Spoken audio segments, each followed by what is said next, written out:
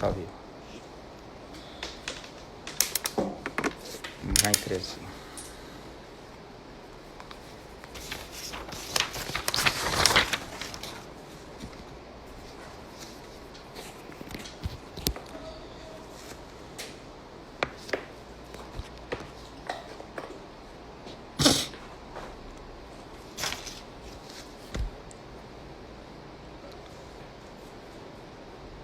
Boa tarde. Vamos já entrar aí. Vamos já começar.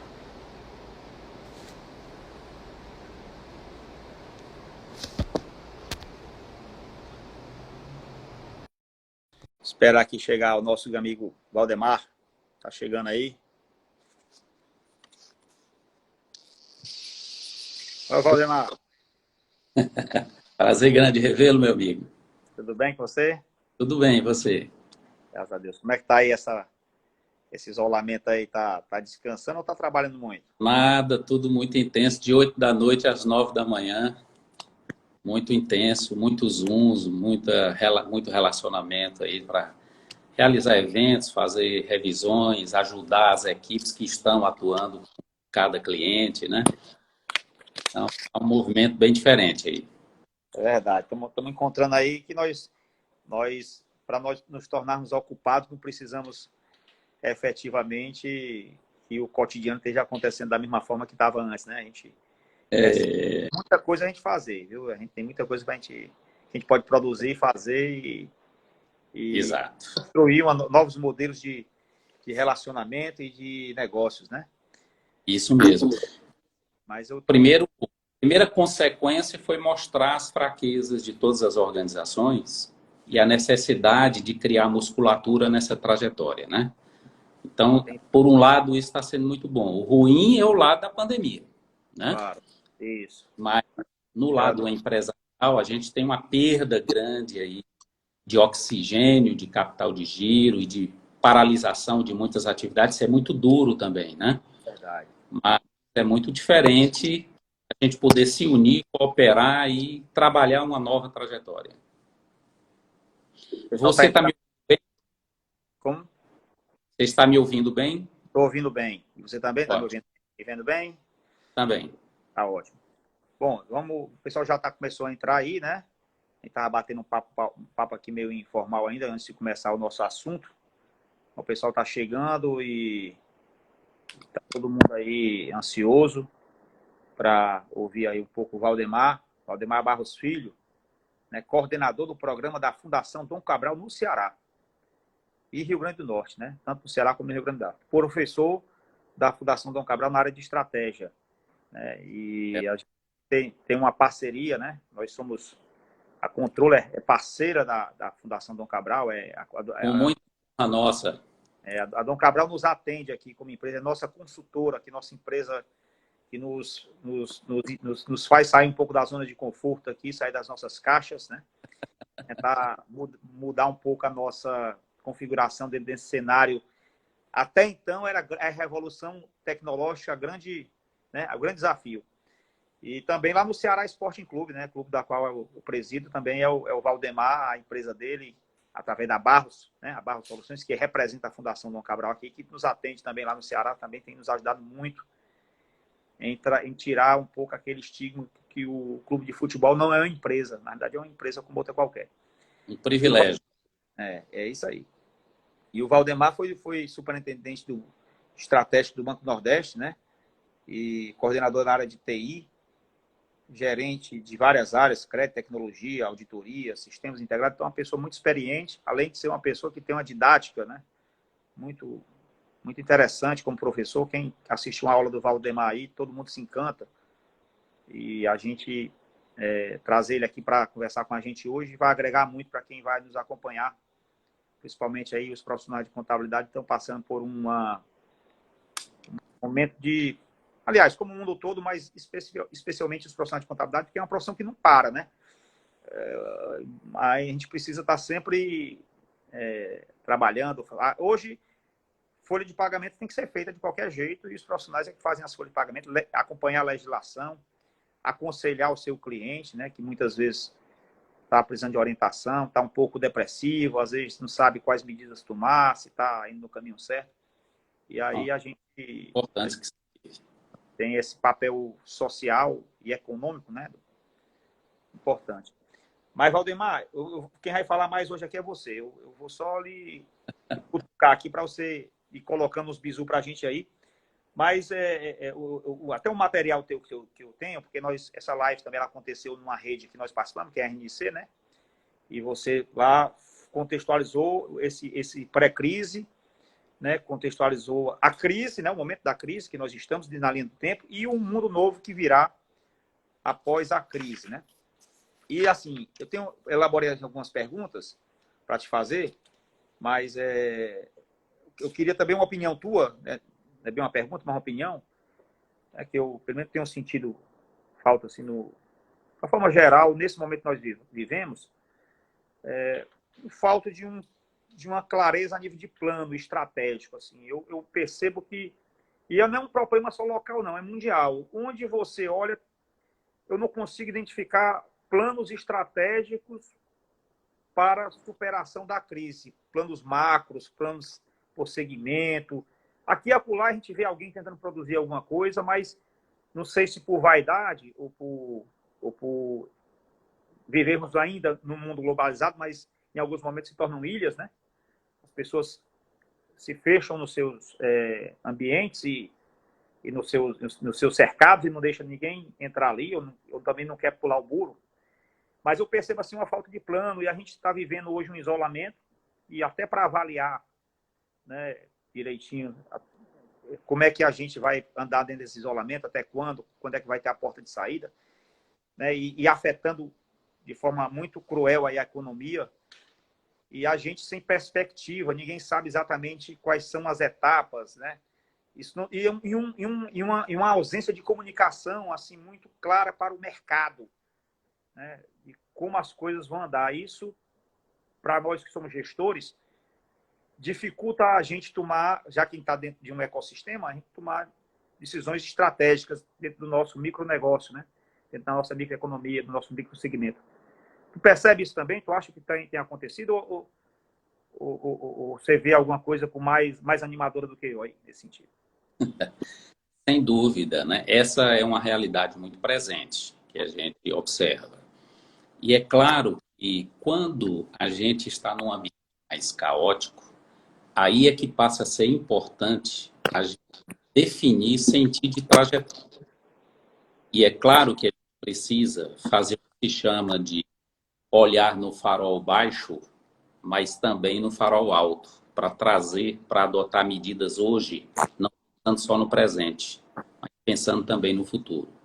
Você citou um aspecto que atingiu a todos nós, né?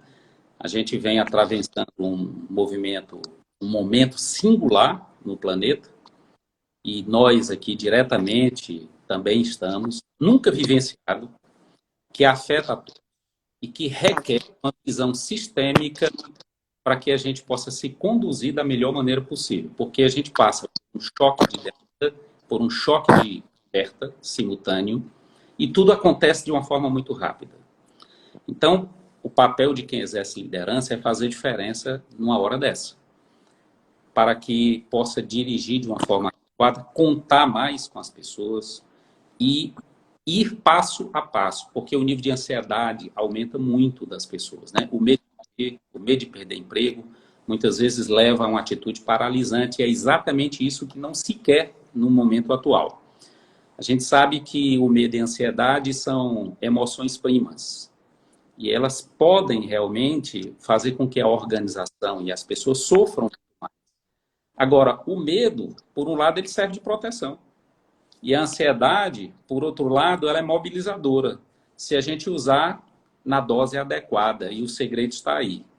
No nosso caso, por exemplo, logo no primeiro dia de isolamento, a gente fez imediatamente uma análise, definimos 4 premissas e partimos para uma comunicação transparente e imediata dessas premissas. O que leva as pessoas a compreender a trajetória e aí elas se engajam, vão fazendo o seu melhor. A primeira premissa foi o fortalecimento do nosso propósito e nossos valores. Nós temos uma relação forte com a Fundação Dom Cabral há 17 anos e particularmente eu ainda há 25 anos, e temos um propósito firme de desenvolver pessoas e organizações. O segundo, que tem a ver com a natureza do nosso negócio e a natureza do negócio de quem trabalha com contabilidade, que é a prestação de serviço, é a preservação do capital intelectual. Com quem, de fato, eu posso contar? As pessoas é que farão as mudanças, as inovações, as transformações em função de um mundo mais digital. O terceiro aspecto, que é vital, é exatamente o que se chama de elevar os níveis de serviço ao cliente, onde o cliente fica no centro da nossa tomada de decisão.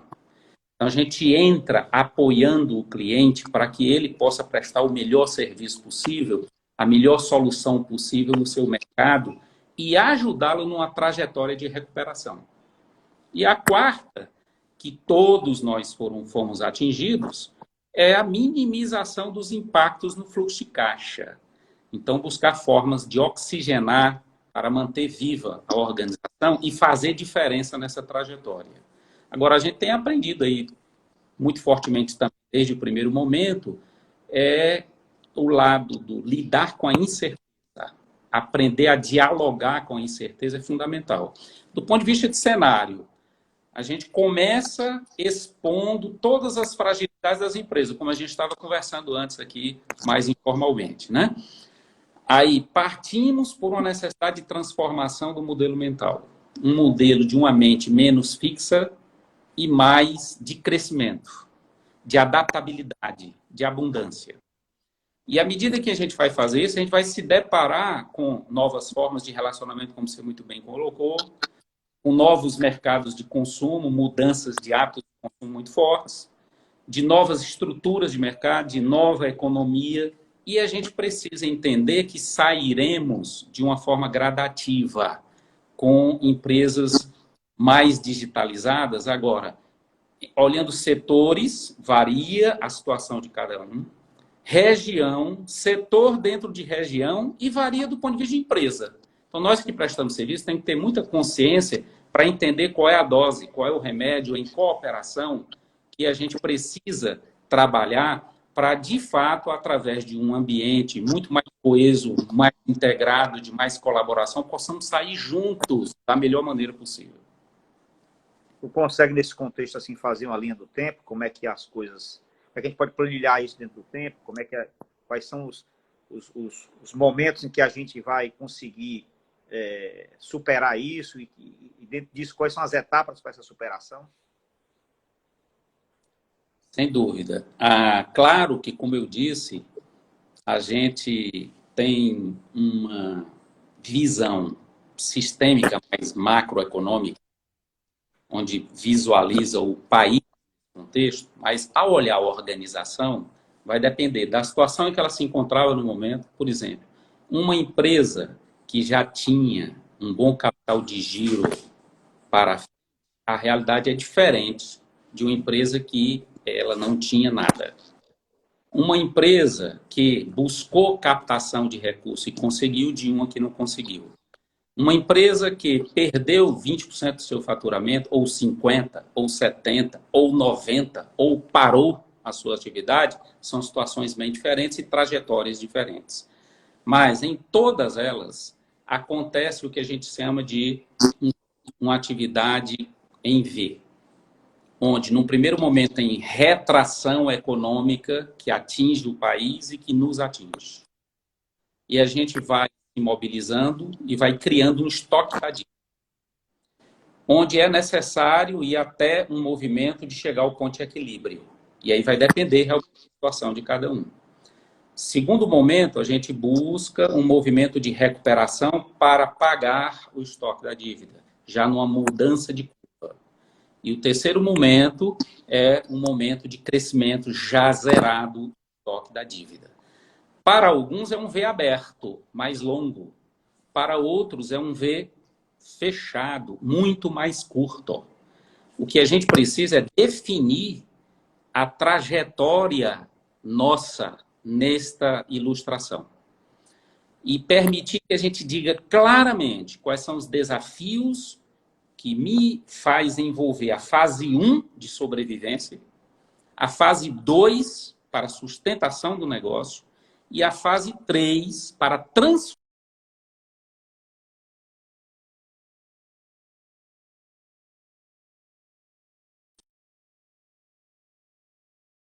com a nossa equipe.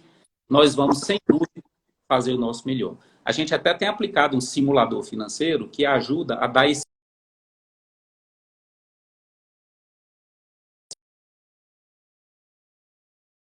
especificou o Covid.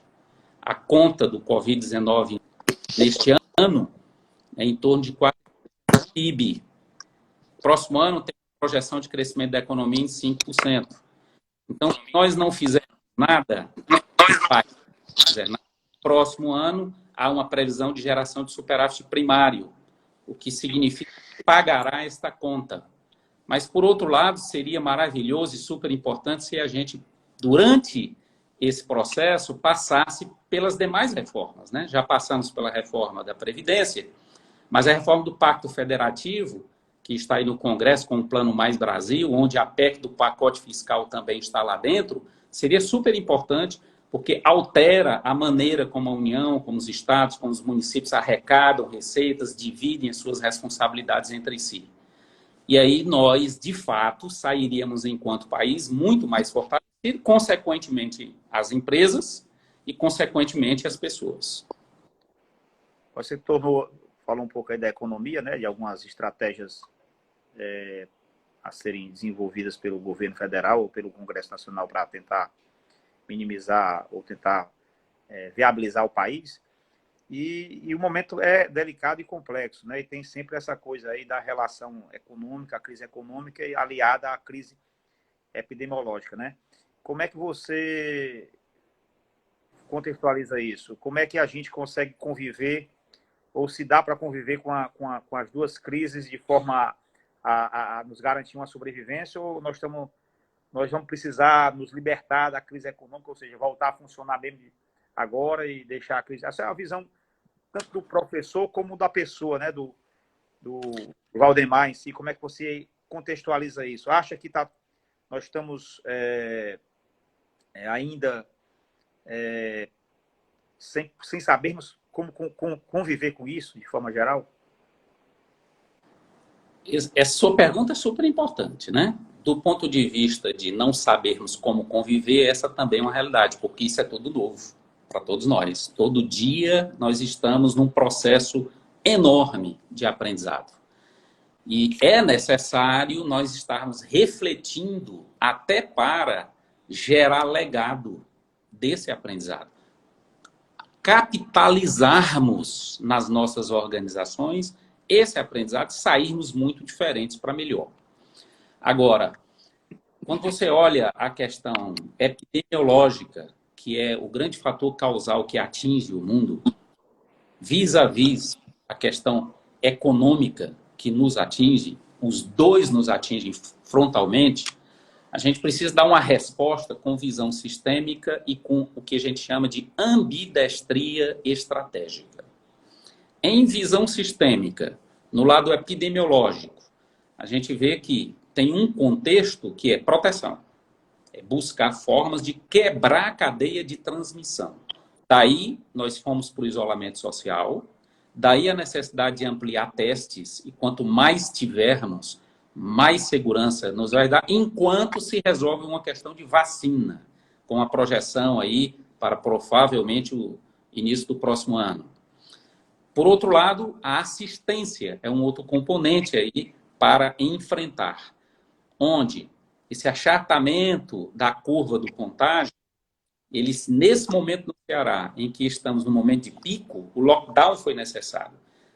O lado da cooperação, o comportamento, o cuidado com a proteção é fundamental por todos.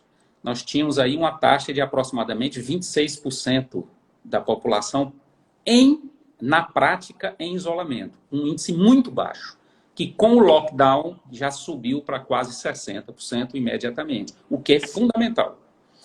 Então, há também uma ampliação do número de leitos. O setor público, através da Secretaria Estadual da Saúde, tinha cerca de 400 leitos, passou a ter 600 leitos em 40 dias, o que também é muito importante, Não resolve, mas minimiza a situação.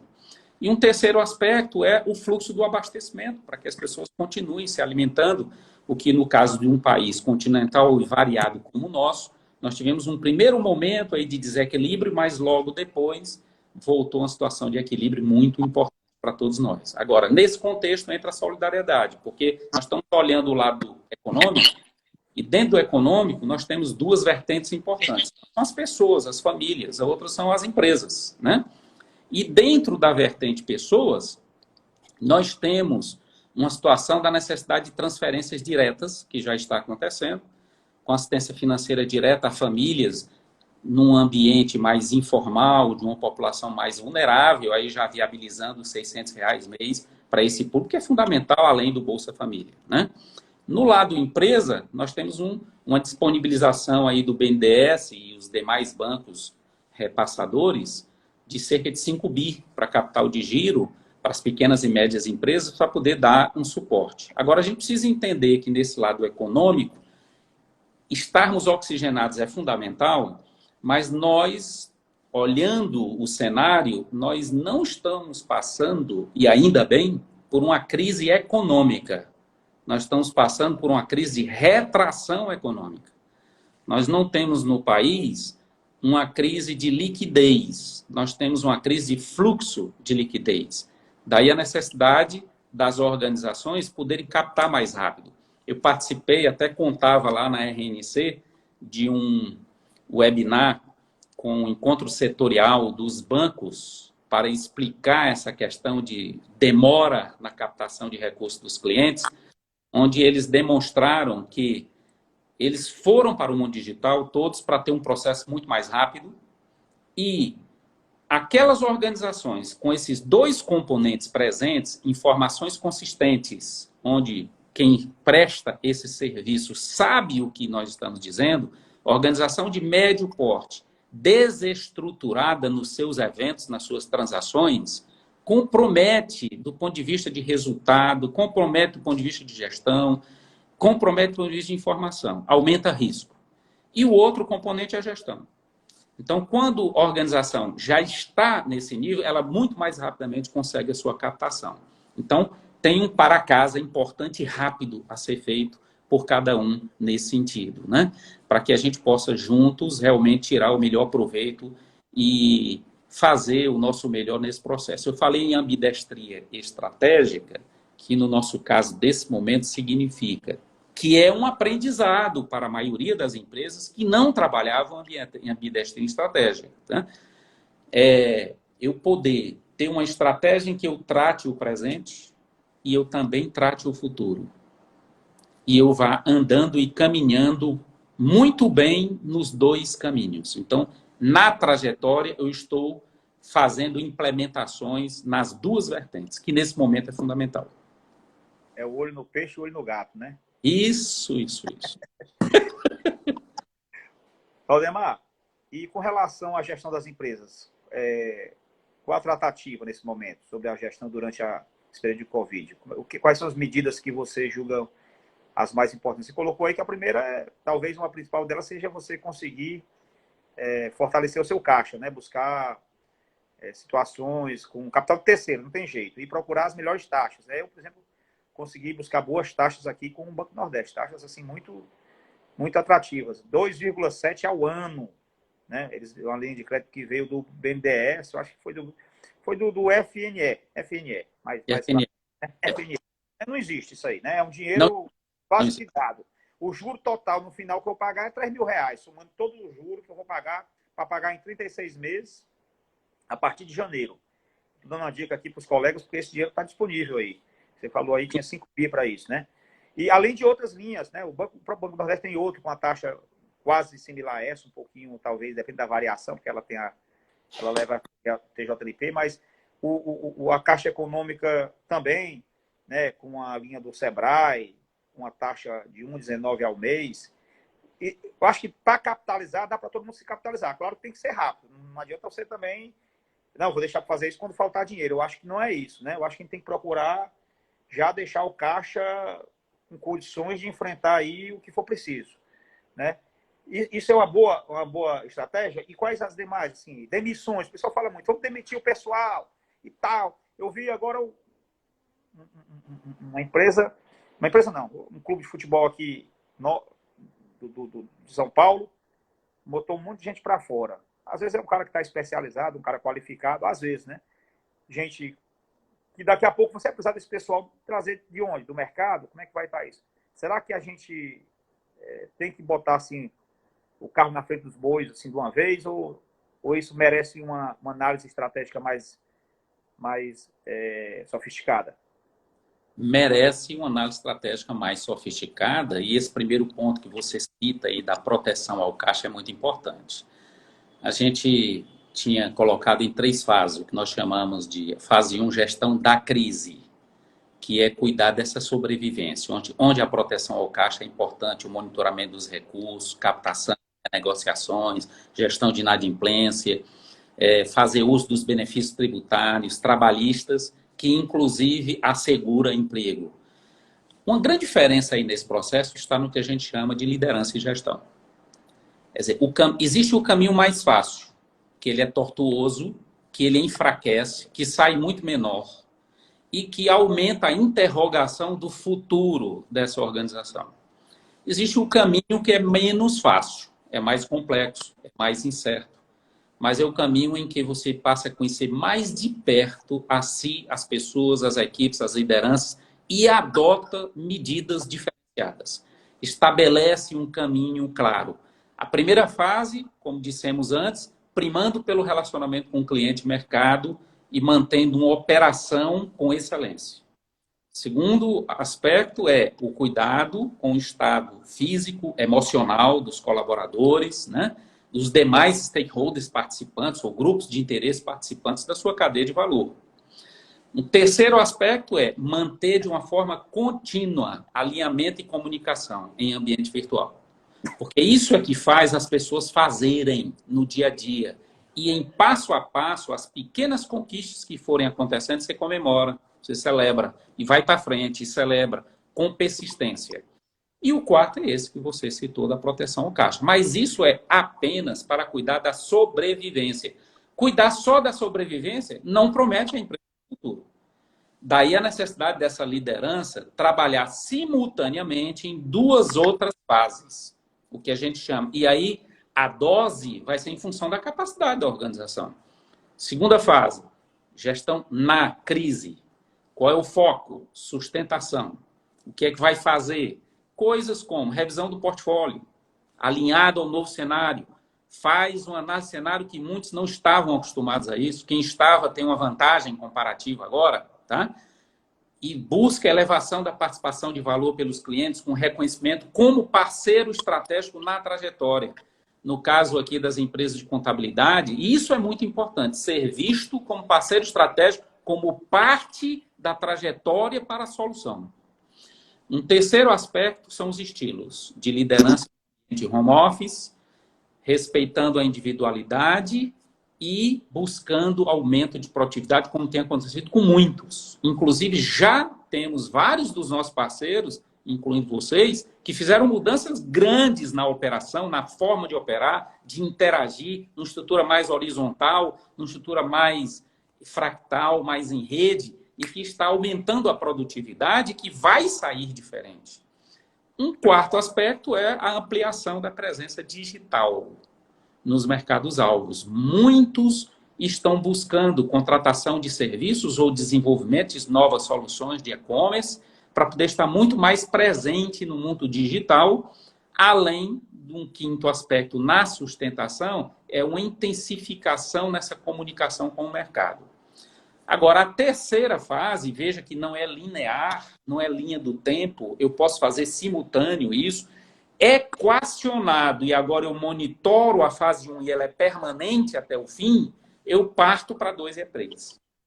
Onde a 3 é o que a gente chama de gestão para transformação, onde fortemente vou trabalhar movimentos de inovação, sob a égide de liderar o novo, com pessoas que pensam, com pessoas que agem diferente, que vão fortalecer uma cultura evolutiva frente ao novo mundo, que vão aportar soluções virtuais e soluções blended, parte virtual, parte presencial, geradores de um novo mix otimizado.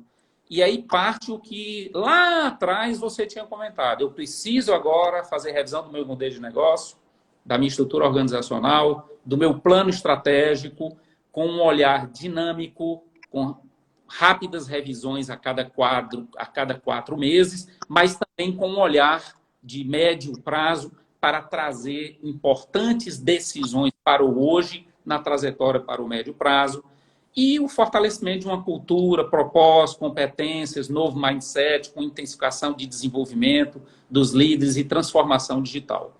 Então, isso significa que, nessa trajetória, nós prosseguimos nessa turbulência, conjugando farol baixo e farol alto, ligado, e contamos com o pilar da confiança nas relações. Onde confiar é a recíproca de ser confiável. E essa trajetória com relação de confiança fortalecida é o que a gente chama de parceria colaborativa com confiança de vínculo. Isso pode durar muitos anos. Nós conhecemos casos até antes do Covid e continuam, que fizeram contratos entre si de parceria de 30 anos e renovaram, e nós na Fundação Dom Cabral fizemos essa intermediação da renovação para mais 30 anos e tinha cláusulas assim: para onde você for, eu vou. Se você mudar de negócio, eu mudo para te servir. Imagina a relação de confiança dessas organizações. Estas partem na frente, do ponto de vista de trajetória. Bacana. Você falou no mundo digital aí, né? E o mundo digital aí, todos os mercados vão ter que se adaptar ao mundo digital, dá para fugir. A gente estava vivendo antes da crise uma revolução, né, tecnológica extremamente profunda aí com a robótica, né, com a questão da automação, né, muitas ameaças, vamos dizer assim, entre aspas, a alguns modelos de trabalho, não diria aos profissionais, que cada um tem seu talento, mas também, ao mesmo tempo, muitas oportunidades. Então, o mundo estava assim, se mexendo de uma forma em que você, sabendo ler bem a coisa como estava se movimentando, você talvez tivesse grandes oportunidades. Como também, se você ficasse ali parado, certamente você seria, né, descartado ali do mercado. Então, tem como... E depois da crise, como é que esse mundo vai estar digital? Ele vai continuar do jeito que está, ou a gente vai mudar um pouco para voltar para a Idade da Pedra? O que é que você pensa aí? Bom, essa é uma reflexão super importante, né? Você mesmo colocou. Se a gente olhar historicamente, nos últimos 15 anos, a gente viu muitas tecnologias serem desenvolvidas, mas ainda não havia uma convergência. E aí chega, mais recentemente, a quarta revolução industrial, integrando a tecnologia da informação com a biologia e com a infraestrutura física. Só que com soluções já maduras. As demais revoluções que o mundo passou, elas nasciam e iam amadurecendo gradativamente. A quarta revolução nasceu madura, atingiu todos os setores. Entretanto, as organizações continuaram num descompasso muito grande. Claro que tem as suas exceções, mas as organizações estavam distantes dessas soluções prontas. Por exemplo, nós estamos no período Covid. Todos nós passamos para o mundo virtual. E não foi desenvolvido nada novo. Nós usamos as tecnologias existentes, integradas, que já estavam disponibilizadas, mas muito menos usadas. Antes de dar a resposta à sua pergunta, eu queria lembrar algumas dores que nós estamos vivenciando. Uma dor, você disse, dificuldade de tomada de decisão da principal liderança diante de um ambiente de incerteza de alta complexidade. E precisando se apropriar, ter domínio de tecnologias digitais. Uma segunda dor, desmistificação dos temas de inovação, que é distante para muitos. Na Fundação Dom Cabral, a gente tem aqui no Ceará o Centro de Referência em Inovação, onde a gente compartilha práticas de inovação a cada trimestre. Mas é um público, é aberto, mas é um público restrito comparativamente. Nós temos esse mesmo Centro de Referência em Inovação aqui há 2 anos, em São Paulo há 15 anos, e em Minas Gerais há 14 anos. Então, aplicação prática aos negócios, desmistificando uma série de temas de inovação, portanto, nos leva a uma postura, a uma conduta de nos apropriar, de entender, de conhecer, de estudar mais. O terceiro, a necessidade de uma evolução para uma cultura mais digital. Então, essas são algumas dores nesse campo que todos nós vivenciamos. Então, agora a gente vê que as situações são diferentes em setores, em regiões, em setores dentro de regiões e nas empresas. Então, para alguns setores, esse mundo digital chega muito fortemente e fica de uma forma permanente. Para outros, ele passa a ter uma relevância importante, mas com um impacto menor. E assim por diante. Vai variar por setores, mas todos nós estamos sendo hoje já atingidos e vamos sair com um nível maior de apropriação. Por exemplo, consultas virtuais. Até recentemente, basicamente não se fazia consultas médicas virtuais. Hoje já está se fazendo e deve avançar. A telemedicina, que tinha uma série de amarras com tentativas de impedir o uso, as amarras estão rapidamente sendo desfeitas em benefício da saúde das pessoas. O uso do e-commerce é uma outra realidade muito forte que vem crescendo muito rapidamente. Você tem ideia, nesse período do Covid, cresceu 35% desse mercado. Tá? Então, nós temos aqui uma série de oportunidades, inclusive os que prestam serviço, prestação de serviço virtual com muito maior produtividade, muito mais conexão. E nós passaríamos aqui outra live só para falar desse tema, porque tem um mundo de oportunidades aí a nosso favor. Vou pegar o teu gancho aí, porque é a pergunta do Lutific, eu acho que o nome é esse, não estou conseguindo, estou precisando aumentar o grau aqui do óculos, viu? Ele pergunta mais ou menos isso, qual é o caminho, né, para adequar as empresas a essa realidade presencial para online, transformar do presencial para online. Nós estamos precisando fazer isso hoje, né? Claro, mas alguém está aprendendo a fazer isso e vai continuar fazendo depois, né? Como é que a gente aproveita esse aprendizado, né? Não considera isso apenas um momento de para me virar, eu estou fazendo tudo online aqui. E passar isso a ser realmente algo que agregue valor na prestação de serviço, por exemplo. Ótima pergunta. A gente... Jorge Lutif, rapaz. O Jorge Lutif. Eu tava... Como? É Jorge Lutif o nome dele. É o Jorge, colega aí. Muito prazer poder conversar com você nesse momento também. Muito importante. Primeiro, a gente precisa entender que esse é um processo de co-construção. Então, nós colaboramos para avançar. Eu tinha falado antes das 3 fases. Então, se a empresa monta uma matriz, onde ela, para a fase 1, identifica claramente os desafios, fase 2 e fase 3, onde essa de me apropriar mais de um mundo digital, com serviços diferenciados, faz parte. Na segunda camada, que ferramentas eu uso? Na terceira camada, qual é a sistemática de acompanhamento e apropriação? Na quarta camada, quais são os resultados esperados e medindo o resultado acontecido.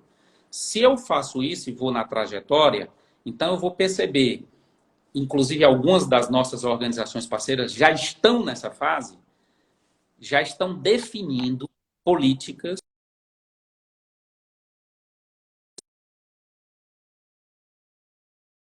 que são muito melhores, uma série de home office, permitindo que esse serviço passe a ser conjugado naquela organização de uma forma bem diferente. Então, essa modelagem, você levando para os processos da organização, qual será o meu novo modelo de negócio? Até esse momento, a gente vivia um mundo na web, né? www, e hoje a gente passa a viver um outro www, né? Que é o que é que nós queremos, né? What we want. Que é que nós queremos. em função do que é que nós queremos, qual é o modelo de negócio, em função da leitura das mudanças do ambiente que é requerido. Em função disso, qual é a estrutura que cabe. Em função disso, qual é o planejamento. E quando eu olho assim, que processo eu vou eliminar? Que processos precisam ser agora digitalizados? Que processos são robotizados? Qual é a requalificação que eu vou fazer da minha equipe para elevar o nível de competência e usar mais a sua competência humana? Pensar diferente, agir diferente, aumentar a sua capacidade de servir. Isso vai fazer diferença quem já está trabalhando assim. Bacana, muito boa a resposta. Nesse novo cenário que nós estamos vivendo, pós-Covid principalmente, o consumo e o relacionamento vão mudar, né? Como será o comportamento do consumo, na sua visão, e como será esse relacionamento? Vamos ter uma nova... Será que saiu aí, professor?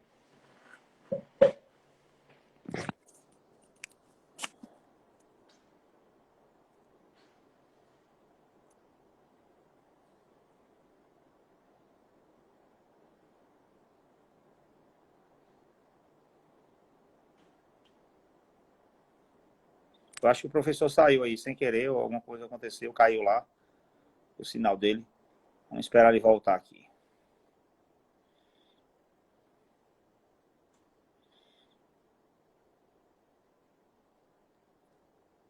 Mas está muito boa aí a aula do professor Valdemar, da Fundação Dom Cabral. Aguardar aqui, ver se ele consegue recuperar aí a... Opa. Cadê o homem?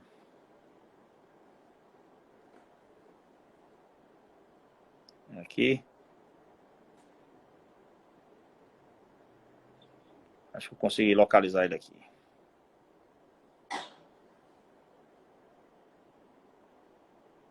Estamos aguardando.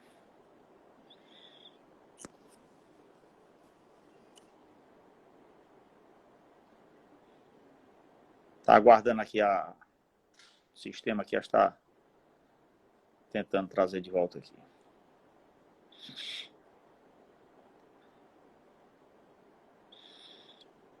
Paciênciazinha aí, pessoal. Uhum.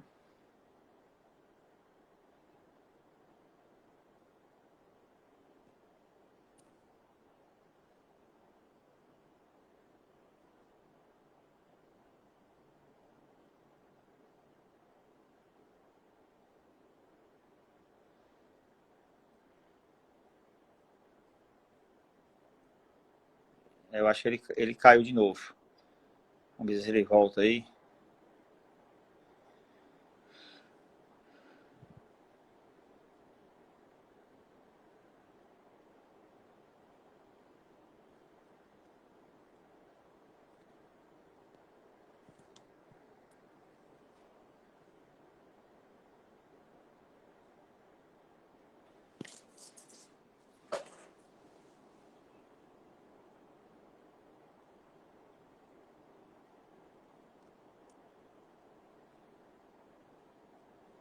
Opa, bora lá.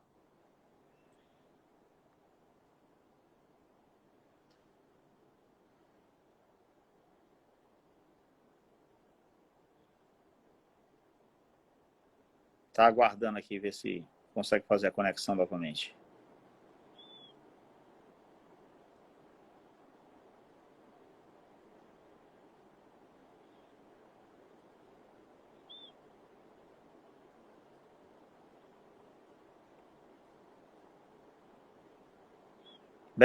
Bela Cavalcante, você que está aí passando aqui essas informações para a gente, que acho que está tendo algum problema, está aqui aguardando e não está conseguindo fazer a conexão.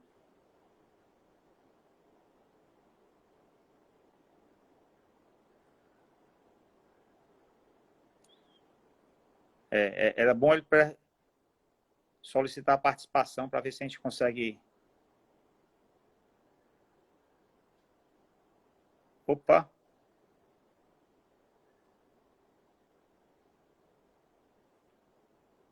Vamos ver aqui, dá certo agora.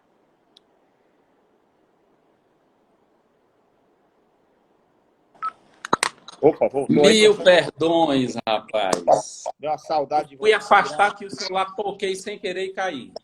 Nada, bom demais. Bom, então voltando aqui, a gente estava conversando sobre essa questão do relacionamento, né, e o comportamento do consumo que vai mudar substantivamente aí a partir da... Já mudou, né? Nós já estamos mudando nossos hábitos de consumo agora, estamos até começando a entender o que é importante, o que não é tão importante, o que é que o que é mais essencial para nós, né? E a gente já está começando a fazer uma previsão do que como a gente vai se situar nesse mercado de consumo. Como é que você acha, quem vai conseguir se sobressair, quais são as ferramentas e quais são as estratégias aí para quem vai oferecer bens e serviços de uma forma geral no novo momento? Esse aspecto é fundamental e tem um enorme aprendizado conjunto nosso aí na trajetória. Uma ressignificação do que é mesmo significativo para o ser humano, para as organizações, mudança de comportamento, né? Uma como moda, em que tudo vinha numa velocidade muito grande de tornar as coisas quase descartáveis, as pessoas passam agora no nível de consciência maior a buscar se vestir bem, mas ao mesmo tempo buscar formas de dar uma longevidade maior, de um uso diferenciado.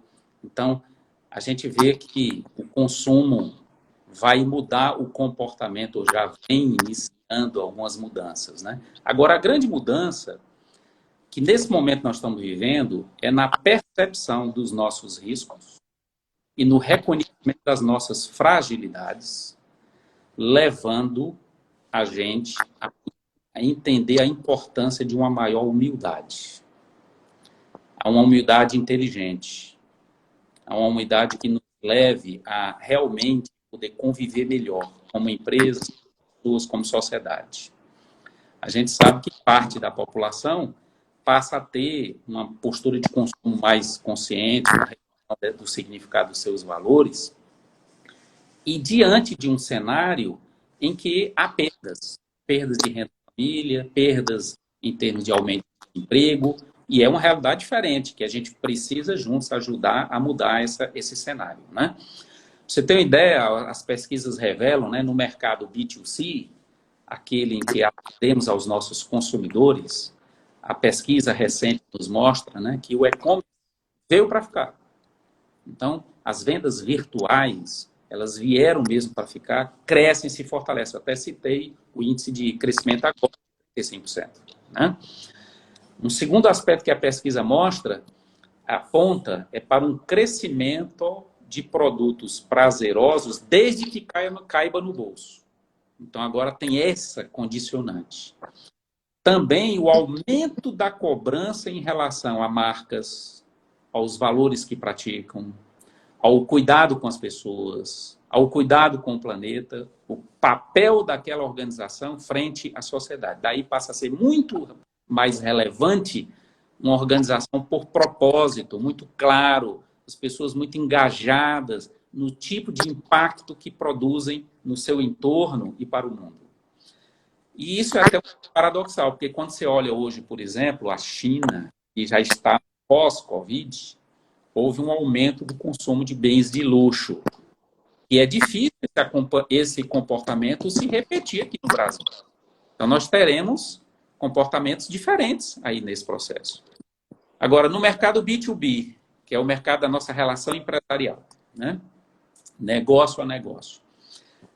Uma coisa que a gente já tem certeza nessa trajetória, quem está vivendo isso, e está sendo muito bonito, inclusive, é a relação colaborativa, cada vez mais forte. E isso vai ajudar a gente sair mais forte na retomada, tá? Mas em ambos os contextos, o que é que a gente percebe? Uma pressão para produtos nacionais vai aumentar, regionais, em detrimento de globais. É o que se chama a tendência localização. Comércio local, os parceiros e fornecedores locais, a rede local, tá? E isso vai nos ajudar a fortalecer a nossa atuação inclusive nesse momento que é tão necessário. Por outro lado, a gente vê que as pessoas tendem a distinguir melhor agora o que é meio e o que é fim, primando pela qualidade de vida do ser humano ao invés do supérfluo, né? Na verdade, diante das enormes mudanças, em termos de essência do ser humano, nós vamos mudar muito pouco. Os arquétipos serão outros. Nós passaremos por mudanças culturais importantes, estamos passando, né? Mas do ponto de essência do ser humano, do ponto de vista, a gente pode até sair mais fortalecido, dependendo dos comportamentos, naturalmente. Eu acho que a gente vai inverter o processo de globalização. Em vez de a gente estar...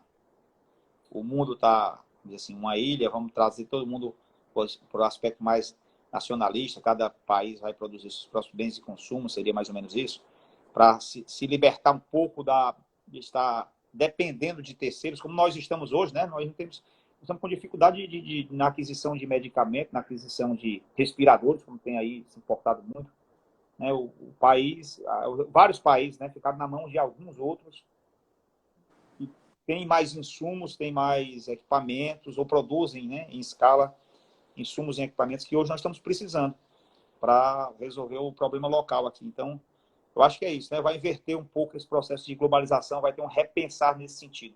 Os países vão se fechar um pouco mais, procurar resolver os seus próprios problemas internamente. Exatamente. Essa é uma tendência forte.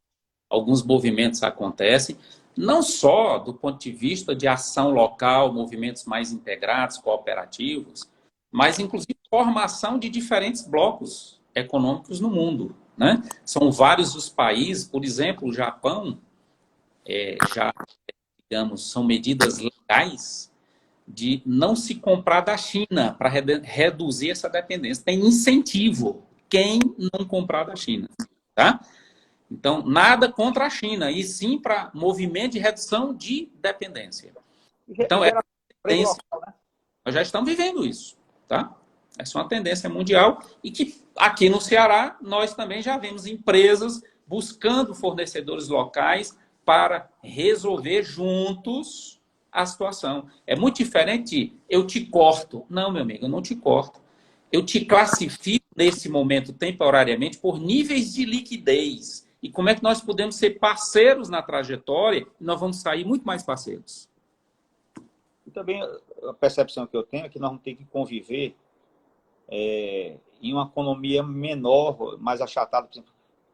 A gente não precisa de todo o faturamento que nós tínhamos, a gente não precisa, as pessoas que têm determinados salários não vão precisar de todo aquele salário, né? Eu acho que essa coisa, como você colocou, dos artigos de luxo, das vaidades e dos excessos, a gente vai procurar ser um pouco mais seletivo e um pouco mais pé no chão com essa retomada, né? Principalmente. Não dá para você imaginar que todos os seus excessos serão permitidos, né? E mesmo que sejam permitidos, você vai ter que fazer a sua nova adaptação para correr menos riscos, que você colocou, né? A gente desperdiça, às vezes, muito recurso, a gente não se preocupa muito com o nosso fluxo de caixa, a não ser quando a gente chega ali no final do mês, que a gente quer fechar o mês, alguma coisa.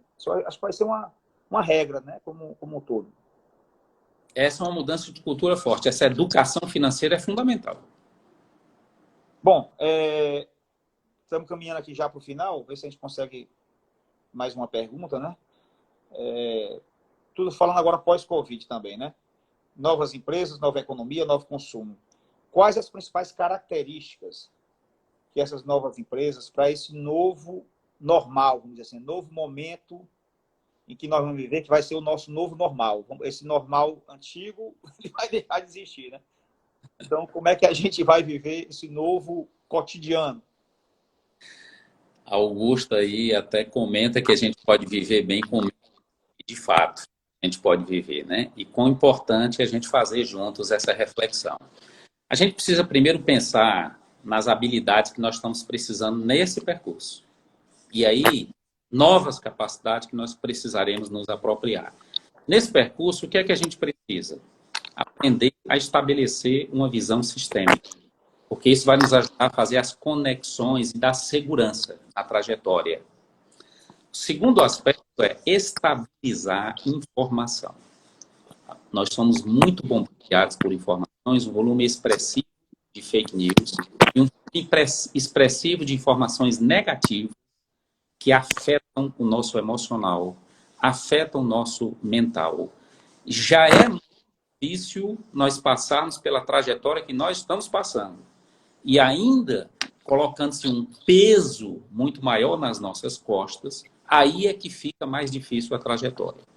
Então, nós, no exercício de liderança, a primeira coisa que precisamos fazer é estabilizar informação clara para a equipe, para que ela possa trabalhar bem junto aos seus mercados e clientes. Uma terceira habilidade importante é compartilhar decisões. A decisão sozinho é muito mais difícil. Se a gente analisa juntos e toma uma decisão, a implementação dela fica mais fácil. Então, no tempo. A quarta habilidade é implementar tempestivamente. Então, essa mudança da agilidade na implementação é fundamental. Também uma habilidade de abrir canais de comunicação com muita transparência, incorporar as lições aprendidas e gerenciar esse contexto da emergência, da pandemia e o crescimento da empresa. Agora, olhando esse futuro próximo, nós precisamos ter visão clara, usar o que nas 12 competências das lideranças do século XXI se fala muito, né? Mentalidade adaptável. Aprender a desaprender não é um movimento fácil. Eliminar hábitos não é um movimento fácil. Ressignificar crenças não é um movimento fácil. Aquilo que eu fazia, que levou tanto tempo dando certo, que me fez chegar até aqui, pode não mais caber para frente. Certamente não caberá. Então, quando a gente não sabe que não sabe, a gente tem certeza que o que sabe está certo. E aí não consegue enxergar o novo que já está pronto e que a gente poderia se apropriar e usar com intensidade, facilitando, inclusive, a nossa trajetória. Mentalidade adaptável e mentalidade de abundância. Ao invés de usar um modelo mental o tempo inteiro carregado de coisas negativas, a gente transforma o tempo inteiro o problema que cai no nosso colo em oportunidade, em construção de solução. Então, aumentar a nossa capacidade de construir soluções, buscar mais autoconhecimento, trabalhar a centricidade do cliente. Essa competência de saber fazer o cliente estar no centro é determinante. Está em rede de colaboração. E terceiro, o ecossistema para um engajamento humano. Para tudo isso, é importante a gente estar incubando ideias, germinando ideias, num sentido claro de direção. Agora, uma das habilidades que eu considero assim mais desafiadoras é a empatia. A gente precisa realmente aprender a escutar. Escutatória não é uma habilidade fácil, mas aprender a escutar e se colocar no lugar do outro.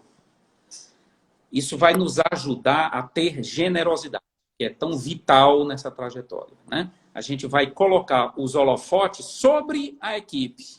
E isso vai nos ajudar a, com a equipe, fazer diferença, tendo empatia.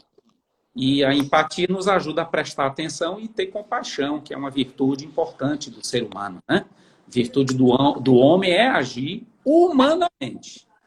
E alguns estavam muito focados em questões que eram meio, perdendo essa essência, que é tão importante resgatar nesse momento.